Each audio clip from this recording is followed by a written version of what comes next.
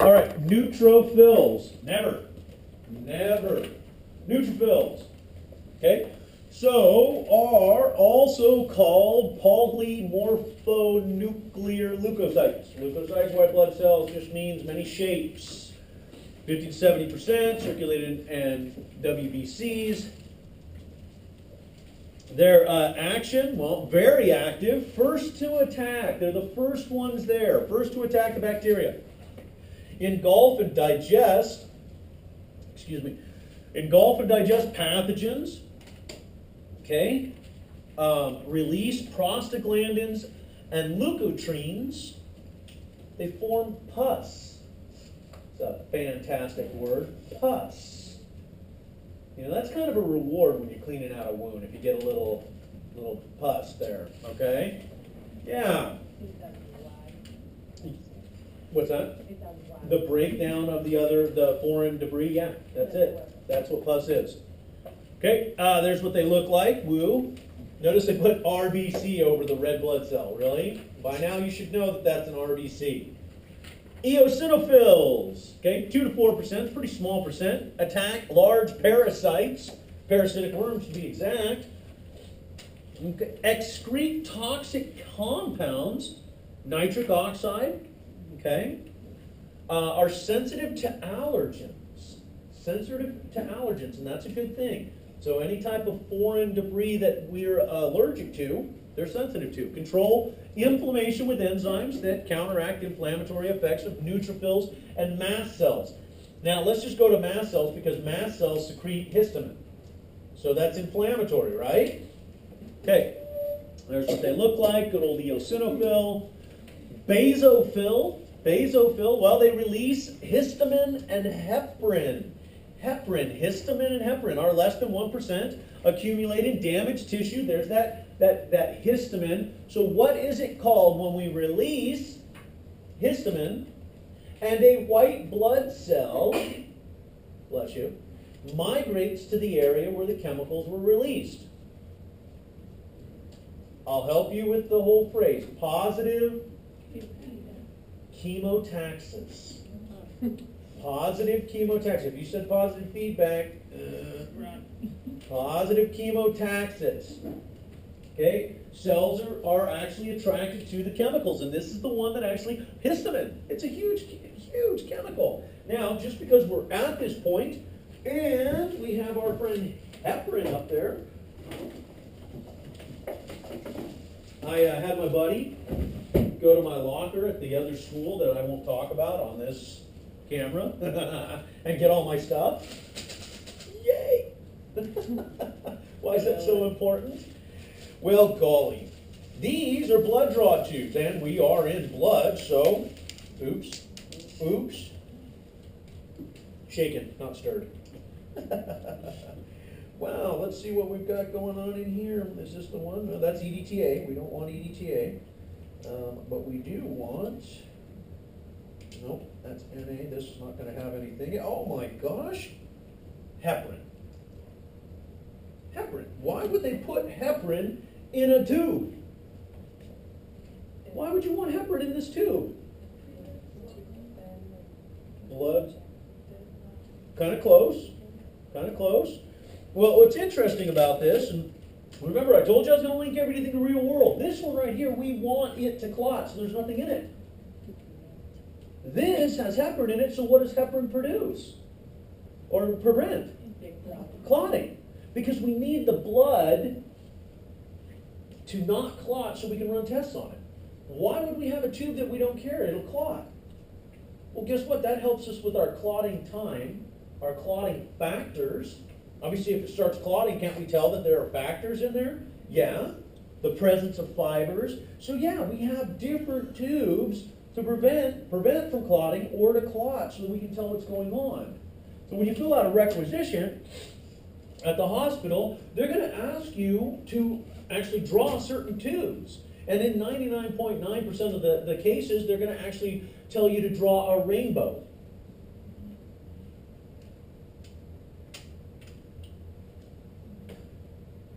A rainbow. Because they need all the tests done. So you draw every color. And there's a sequence to draw these too, because if you don't draw them in a certain sequence, some of the chemicals from one can get in the other and cause a reaction. So you actually have to draw them in a sequence. Okay, and of course you always want to draw this one first because these have chemicals in it. Do you want the chemicals from this getting in this? No, so you draw this first and then you draw the rest of your tubes. Okay, you also have to invert them. Well, this one you don't because it's going to do what it needs to do, but this one you have to 10 times. Because you have to mix the chemicals. And one of those chemicals is heparin, prevents blood clotting. And it's found in EDTA does too. But in these tubes, it's there to prevent clotting, so you can send it to the lab and they can do the tests on it. Okay, and these are all the blood draw tubes that you would use if you were a phlebotomist or a technician or a nurse. Okay, so yeah, in fact, every time I go to my doctor's office, the MA draws and I critique her on her ability to draw me. And she's like, you know, I always love it when you come here to get your physical fill because you always keep me on my toes of whether or not I'm going to draw perfectly. Okay? So I've been going there for years, and I only go once a year, that's it. But yeah, so that's why we have heparin. And guess what? Basophils secrete this heparin, and this heparin prevents our blood from clotting, which is a good thing. It's a very good thing. Okay, so there's our basophil. Monocytes, 2 to 8%, are very large, spherical, okay? Enter the peripheral tissues and become macrophages. Wow, that's an important statement.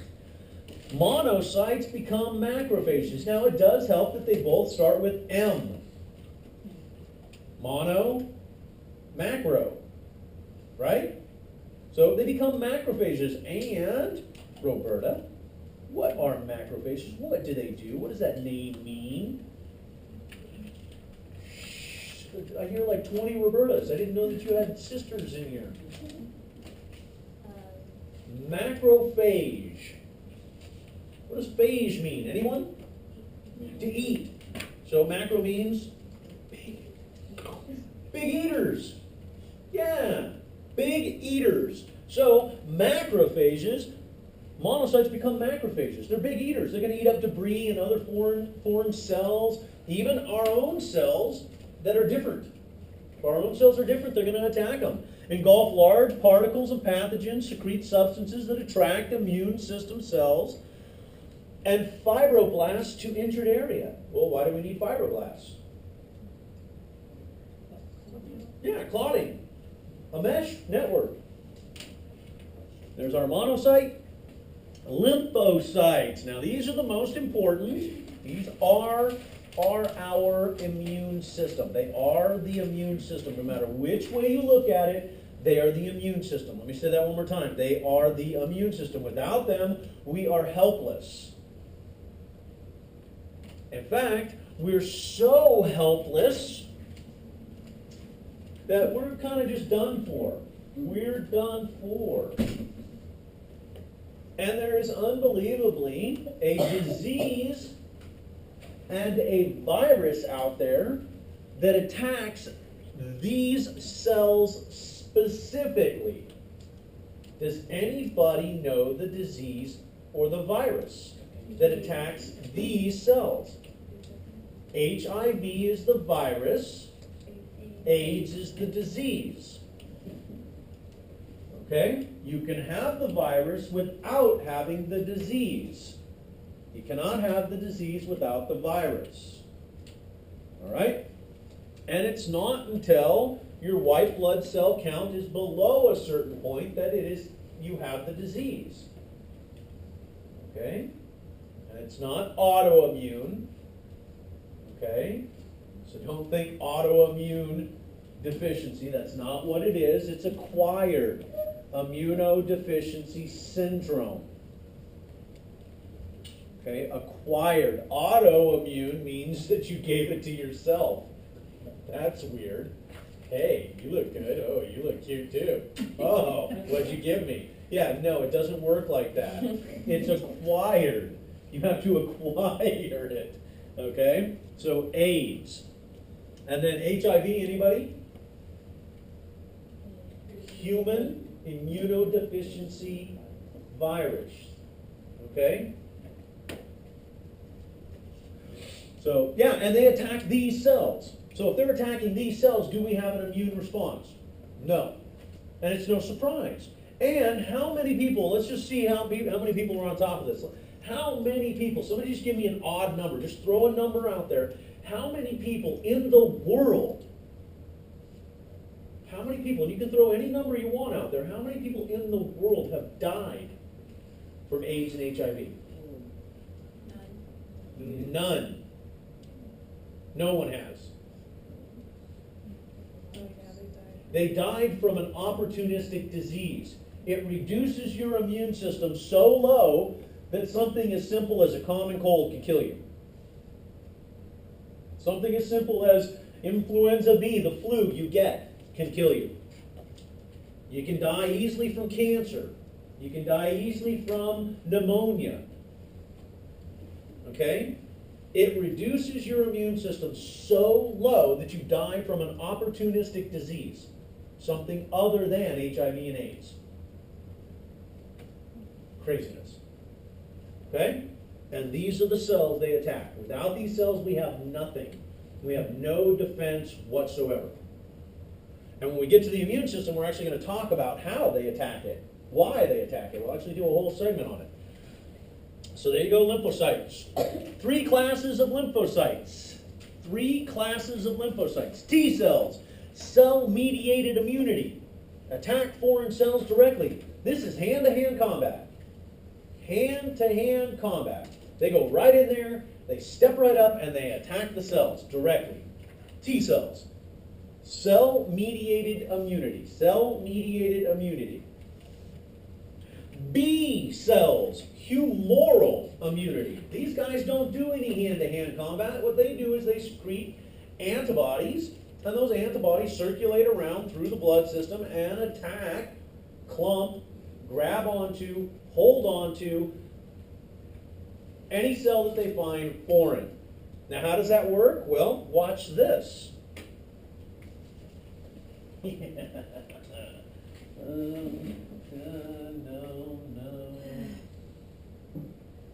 Sure. Okay, everybody pay attention. Here's how this works. B cells, humoral immunity, differentiate into plasma cells. They synthesize antibodies. These antibodies circulate throughout the body and they prevent a cell from doing something. Well, how the heck does that work? Well, let's find out. Hello. Okay? Hello. Now write your name down. Can she? Can she write her name down? No, why not? Yeah. They actually bind on to all the sites of any foreign pathogen and prevent it from doing something. You don't kill it. They just prevent it from doing something. Then later on, a macrophage says, wow, you're not doing anything. And it's a done deal.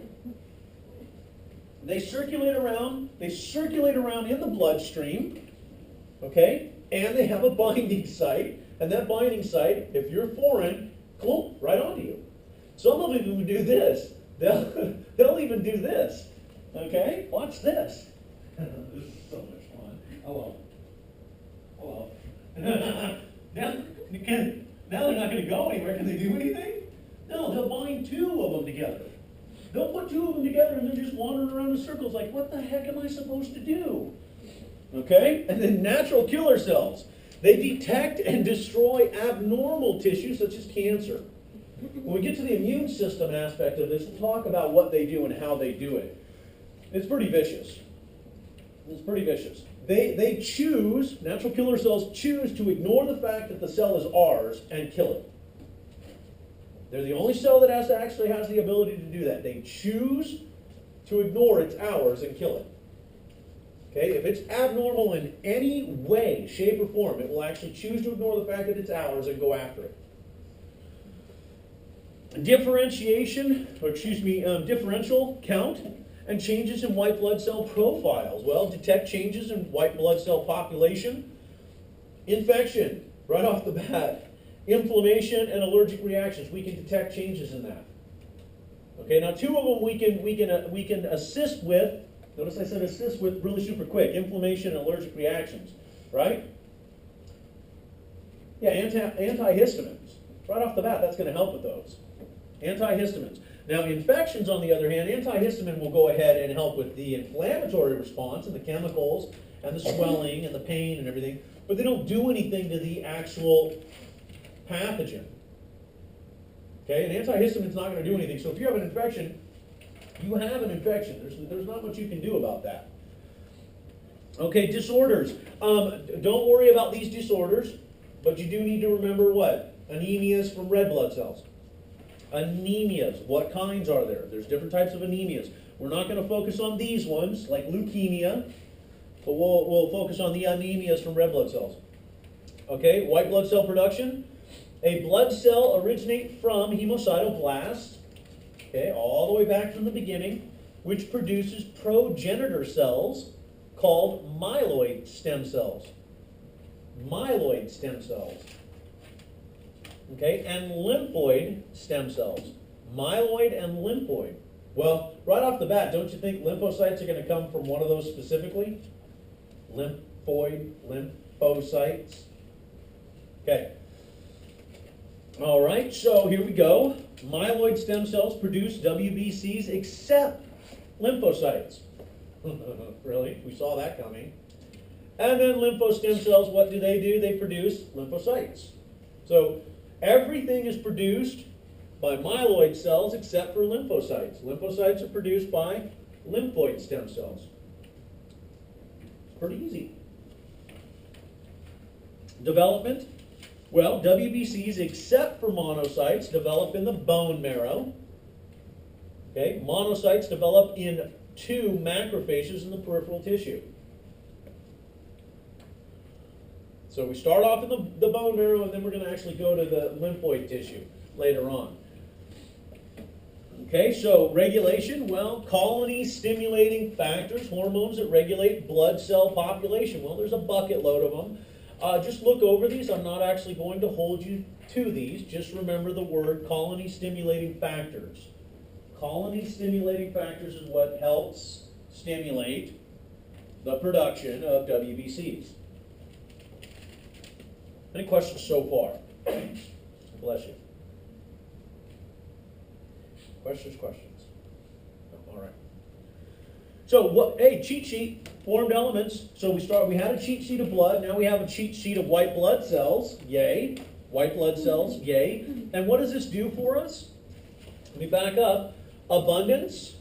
Not worried about appearance. And then functions. Abundance and functions. So which ones are the most? Which ones are the least or rarest? And what are their functions? Abundance and function. Okay? Boom. Wow. That's some craziness right there. Now, studying the red blood cell, that was pretty easy, right? You followed it along, you kicked out a nucleus, and shazanimal, red blood cell. This, on the other hand, we got a lot going on. So notice we've got our myeloid cell. It comes over. What's EPO? Erythropoietin. Thank you. It does what? Kidneys and the production of red blood cells. The production of red blood cells. And there's our pro-erythroblast, and then red blood cell. Okay, we haven't gotten to platelets yet, but notice they're in the middle. And then there's our progenitor cell with the colony-stimulating hormone, and then we just drop down. Okay, the only one outside of this, like clearly outside of this, is our lymphoblast, because it comes from a lymphoid stem cell. What does oid mean again? Of the same shape, but not the same thing. Okay, so if it says lymphoid, that means it's pertaining to the lymphatic lymphocyte type thing. Oid just means of the same shape, but not the same thing. Okay, so here's the start off of it, processing. We start working through. These are great slides for flashcards. Great slides for flashcards. Okay, so start off with where it's coming from. It's coming from red bone marrow. Okay, hematopoietic cell. Now, did you guys know that that this hematopoietic cell loves theater? Like once a year, it goes up on stage and recites beautiful poems. You guys know that? Just saying. It's a hematopoetics. Poetic. Yeah. It's such a great cell. I go to its show every year. It's great. Okay. Prourethroblast, myeloblast, monoblast. Mono, what are we going to become? Yeah, macrophage, monocyte, and then lymphoblast. There's our processing. We ejected our nucleus just after erythroblast. Okay. There's our different types of white blood cells. The megakaryocyte, that's our platelet. We haven't gotten to that yet. Okay, megakaryocyte, that's our platelet. Notice it's a cell. It's going to fragment. It's going to break apart into platelets. And then finally, here's our granulocytes. These three are actually granulocytes. They have visible grain granules in them. These two, monocytes and lymphocytes, are A granulocytes. A means without. So these three have granules. These two do not have granules. Okay? So granulocytes as opposed to A granulocytes. Well, monocytes become macrophages, they're A granulocytes. Lymphocytes are primary immune system, they're A. The other three are granulocytes. Questions? Study this. Super important. This is a general overview of blood, but you need to know this. So we'll be back up again. Start from the beginning. We all come from bone. Okay? Then we're processed. Notice they're using the colony stimulating and EPO. Okay? We break apart, eject our nucleus, megakaryocytes or platelets. That means they're breaking apart at that point. And there we go, our final resting point. Platelets. Okay, cell fragments involved in human clotting system. Okay. Circulate for 9 to 12 days, are removed by the spleen. First time we're hearing the spleen really come up, that spleen. I don't know, for some reason the spleen in our last test was like your guys' favorite answer, like, woo, spleen. No, it wasn't. You guys hated the spleen. In fact, you hated it so much you didn't use it as an answer. You're like, Phil never mentioned it, so I should not circle it. Skin sounds good. Gee willikers. Kids nowadays. You give them an inch, they swim all over you. Okay. 2/3 are reserved for emergencies. 2/3 are reserved for emergencies. Now, well, if nothing happens, it's not much of an emergency. Okay, but there are things that happen that you don't even know about. You could have an internal blood vessel slightly rupture or tear, and they're there for you. And you don't even know. You don't even know it's occurring. Okay, well, their counts, they can change drastically. Okay, I'm not worried about abnormal. I'm just worried about their counts, 150,000, 500,000, depending on what's going on. 3 functions. Well, they release important clotting chemicals. Yes, they do. The chemicals not only help with the clotting process, but they scream for help. Let me say that one more time. The chemicals scream for help. They say, hey, there's something going on, please send more. It's not until we're thoroughly clotted that they say, okay, stop, we're good. Okay? They temporarily patch the damaged vessels, and they reduce the size of the break in the vessel. Now, they don't clot the vessel. That's our red blood cells coming in and sticking to the area. But they help patch and reduce the size of it. But it's all about the calling for help up above. They've got to call for help. The platelets release a chemical that actually circulates around and says, send help.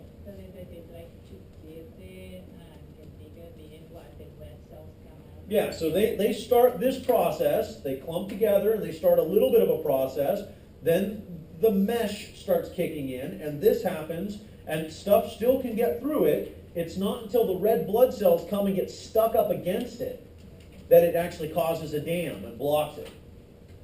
Okay, they start the process, but it's not until a whole bunch of red blood cells stick to the area that it causes a problem. Now, that can actually hurt you because if you have an internal clot, what can it do? Thrombus, thrombosis, right? Yeah, we're talking about a clot that circulates around, gets up here, and what happens? Stroke, CVA. Okay? So, platelet production, well, thrombocytopoiesis, occurs in bone marrow, megakaryocytes, which we just saw. Okay? Giant cells in the bone marrow manufacture platelets from cytoplasm. Platelet production, hormonal control, thrombopoietin and interleukin. Well, those are the two you do need to know, so highlight those. Thrombopoietin, well, thrombo means clot anyway, so that's an easy one. But the interleukin, we'll get to that later. Now, I will tell you that you're going to see IL-6, you're going to see IL-12, 24, there's tons of them. Okay? In the immune response, there are so many interleukins and they do so many things, we just generally need to know what they do. But yeah, there are tons and tons of interleukins. Okay? And hormone control, interleukin 6. It's all about clotting at this point. So there's our little cheat sheet. Abundance and our function. Abundance and our function. Which we just said was the same for the other ones. Homeostasis. Ooh, this is good. Now you guys are going to know some of this because this is part of 241, but the parts you don't know, we're going to learn today. So, in the cessation of bleeding consists of 3 phases. Okay, vascular phase, platelet phase, and coagulation phase. Well, guess what? Vascular, we're talking about that blood vessel. It has to do something.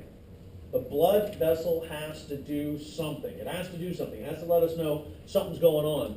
Platelet phase, well, we just talked about them releasing a chemical that says what? Help. And then coagulation phase, which this is a messed up phase, but it's a phase. It's a long, drawn out phase. So vascular phase. A cut triggers vascular spasm that lasts 30 minutes. Right? 3 steps of the vascular phase. Endothelial cells contract and expose basement membrane to the bloodstream. Endothelial cells release chemical factors, tissue factors, and prostacyclins. Okay, they release local hormones, endothelins. They stimulate smooth muscle contraction and cell division. So guess what? Cut, ouch, for 30 minutes. Vascular spasm. It's sending out signals saying, hey, something needs to happen, we're hurt. Endothelium plasma membranes become sticky. Well, that's going to help us because aren't platelets going to stick to that area? Yeah. They try to seal off blood flow, try to. Doesn't always happen, but they try to. So there you go. Now, this is pretty crazy. The knife cut all the way through the blood vessel. Like, okay, but yeah, there you go. So we've injured it. Notice what it's doing. Vascular spasm. How small is the hole now? It's pretty small. It's trying to slow the blood flow. There's still a hole there, but it's trying to slow it now. Platelet, so begins within 15 seconds after the injury. Wow. 15 seconds. Okay, so let's see if this works.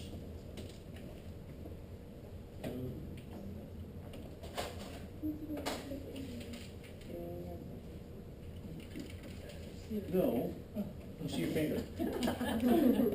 Oh, no? Okay. I'm going to have you count the 15 seconds and see what happened, but now I really have to wash my hands because there's dead pig on there. Oh. Poor Wilbur. Took one for the team. Okay, so yeah, immediately, once you injure yourself, Okay, platelet adhesion. Well, the endothelium surface became sticky, so what are we going to do?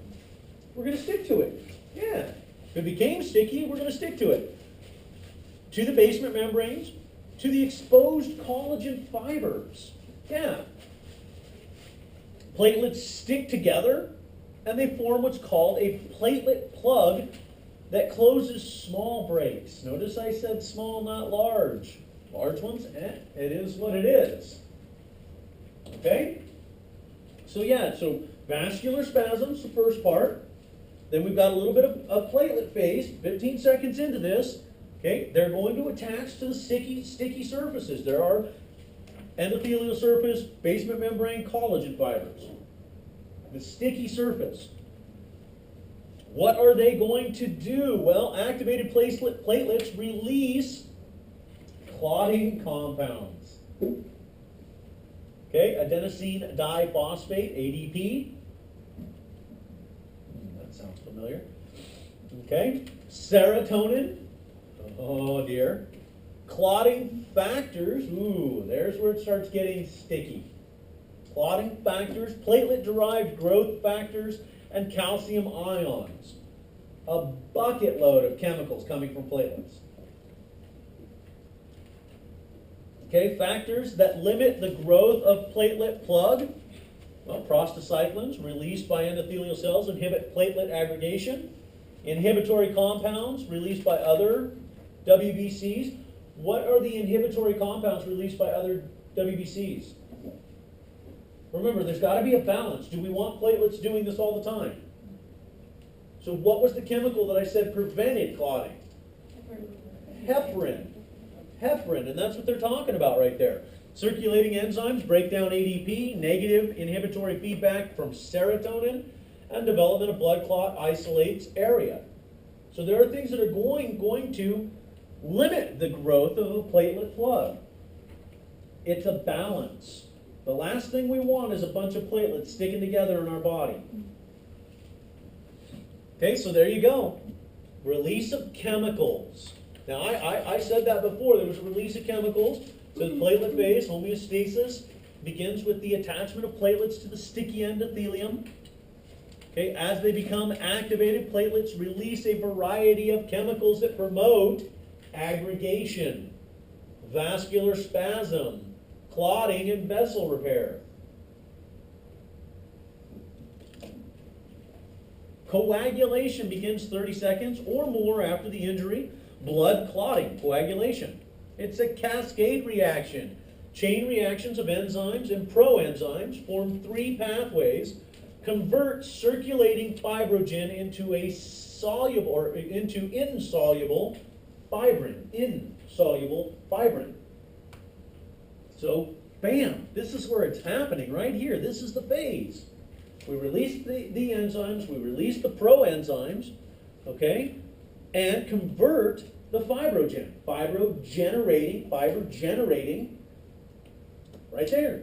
So now we have platelets, they start the plug. Now we've got fibers. What can stick to the fibers? RBCs, red blood cells. So, If this platelet begin to plaque all the way, it will look like cholesterol sticking to the walls of the vessel. okay, so you got two different things, cholesterol and a clot. We've got to separate those out. Cholesterol is a buildup of something else, fats and other debris in your body along the walls. Okay? The clotting, on the other hand, is usually because of damage. Now, they can go together. So cholesterol or plaque can actually tear the wall. And what's going to start? A clot. Okay? But they're usually not together. They're usually separate. So clotting factors, also called okay, that promote coagulants, proteins, or ions in plasma required for normal clotting. Yeah. How many people actually want to memorize every single one of those factors? Show of hands. Show of hands. How many people want to memorize every single one? Adam, you wanted to memorize them all? You sure? Because we could do that. No? I mean, what the heck? There's only 13 of them. That's not that much. And what they do? and how they interact with each other? No. Okay? Please note that there are clotting factors. Now, here's the realism for the clotting factors. No, I'm not going to make you memorize this entire thing.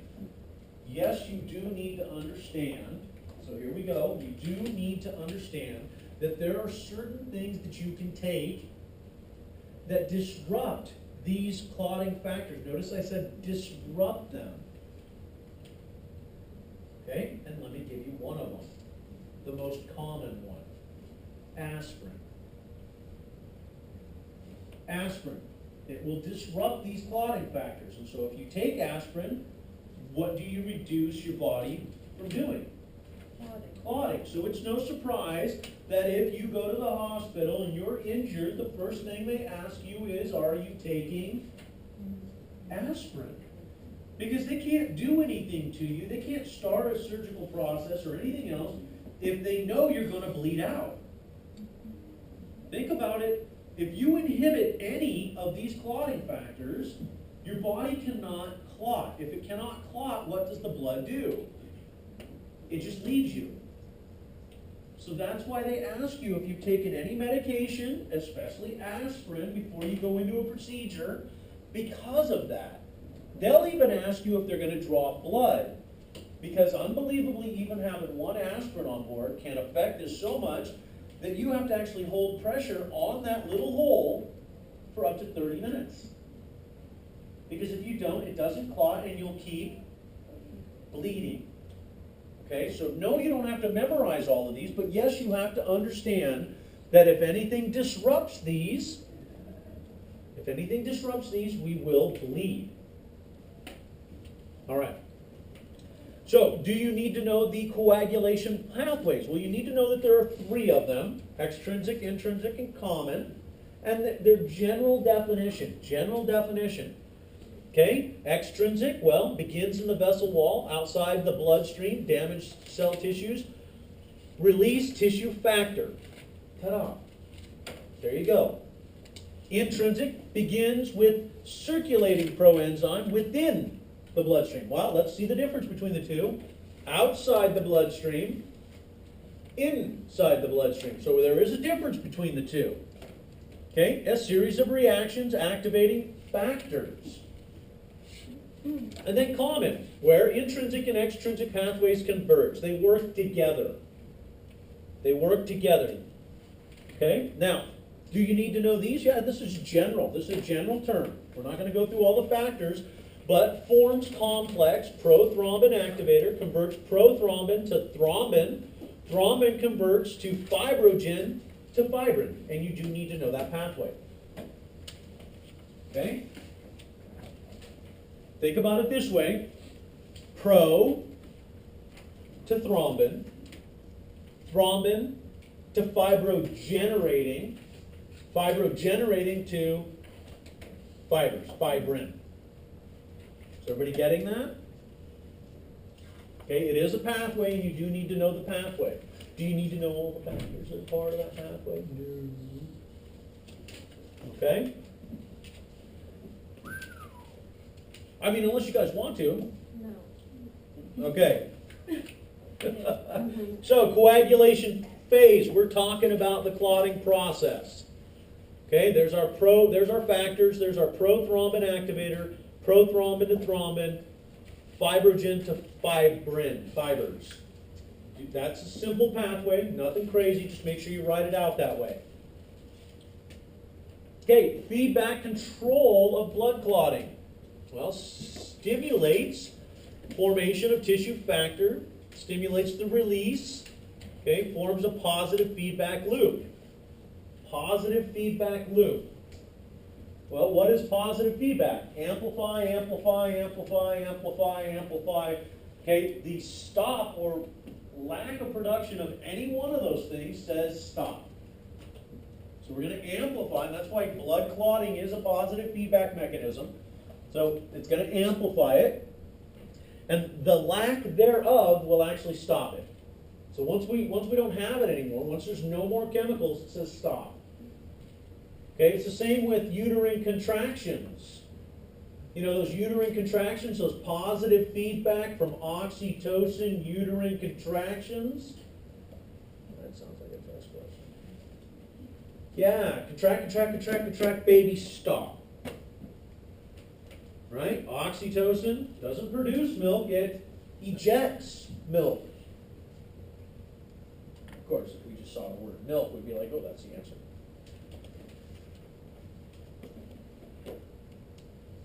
Okay, anticoagulants, heparin, aspirin, protein C. Okay, well, the two that I've already mentioned, heparin and aspirin. Heparin and aspirin. Okay, so calcium ions, vitamin K, and blood clotting, they're essential for the process. Calcium ions and vitamin K. Now let's go all the way back to 241. The importance of calcium. Neurotransmitter release, muscle contraction, blood clotting. Do we care about bones? No, we don't. So yeah, calcium is important for everything other than bones. So when they say drink milk because it builds strong bones, you think that's honestly going to your bones? No, it's not. Nervous transmission, muscle contraction, blood clotting. If you have excess, then we'll think about using our, what are those cells called that build bone? Osteoblast. Good. Clot retraction. Pulls the torn edge of the vessel closer together, reducing the residual bleeding and stabilizing the injury site. Reduces